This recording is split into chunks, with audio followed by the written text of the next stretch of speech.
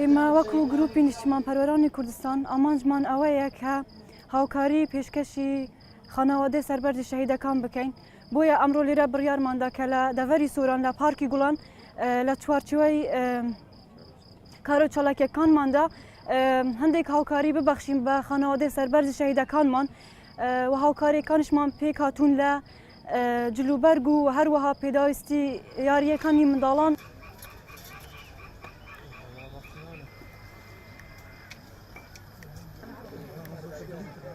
شانسی با دکم که کچه شهیدێک لێرە ئامادەم و ڕێزمان لێ گیرا و دیاریمە پێشکەش کرا سپاسی و گروپە دەکەین.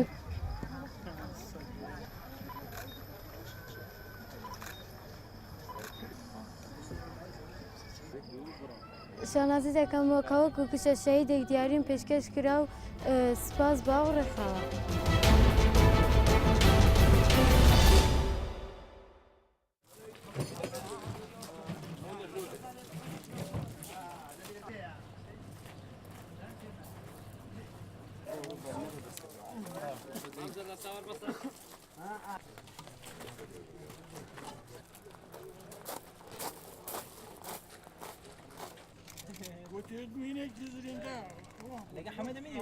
ئەمڕۆ سەردانی بارەگای محوەڕی گوێڕمان کرد لەگەر کاک جەمال و برا فەرماندە و پێشمەرگەکان ئیفتاری ڕەمەزانمان کردەوە.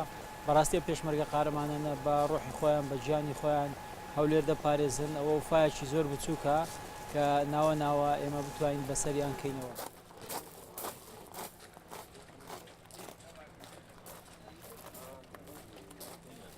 لە کۆتایی مانجی ڕەمەزان پیرۆزبایی لە هەموو مسلمانان و لە هەموو کەسانی خۆشەویست ئەوانەی کە بە درێژاوی ئەم مانگەی ڕابردوو و بەو ڕۆژە درێژ و گەرماوە تەحمولیان کرد خوا فرسەتیاندا و هیدایەتیاندایە و ئینشاڵڵا وەکو برێ سەروەرەی گەورەی هەم مێژووی خۆیان هەم لە ڕوکنی ئیسلام جێبەجێ کردووە.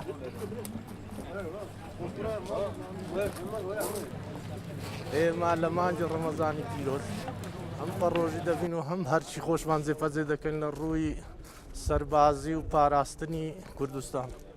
ئامادەینە پە زمانی پەڕۆژی لە مانجی ڕەمەزان خۆمان بقین بە قوربانی خاکەکەمان. ئەو دەحشانش کە پەناوی ئیسلام ئەوە دەکەن وەڵا ئەوە ئیسلامینە کافرن لە کافراتی جاتر هیچی تکیان پێ نییە و ڕوو بە ڕووی پێشمەرگەش دەبن و بەرام لە هیچ جێک نەجاحەت نانی لە سەر شۆڕی لەوا دەبین.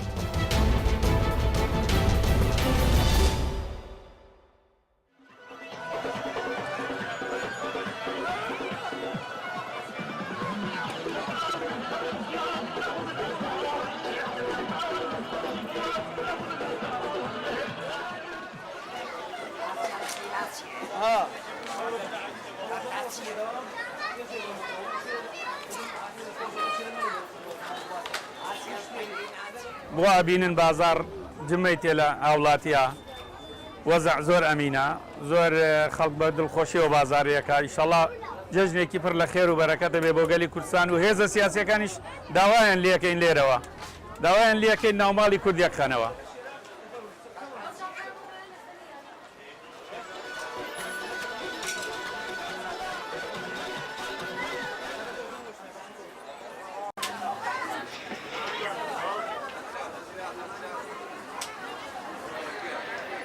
پێشتر بازار باش بوو قەیران نەبوو موچە لە کاتی خۆیادرا ئێستاکە موچەکان تاخیرەکرێ ئەو زۆر تەئسیری کردووە لە بازاری زۆر تووشی شۆک کردووە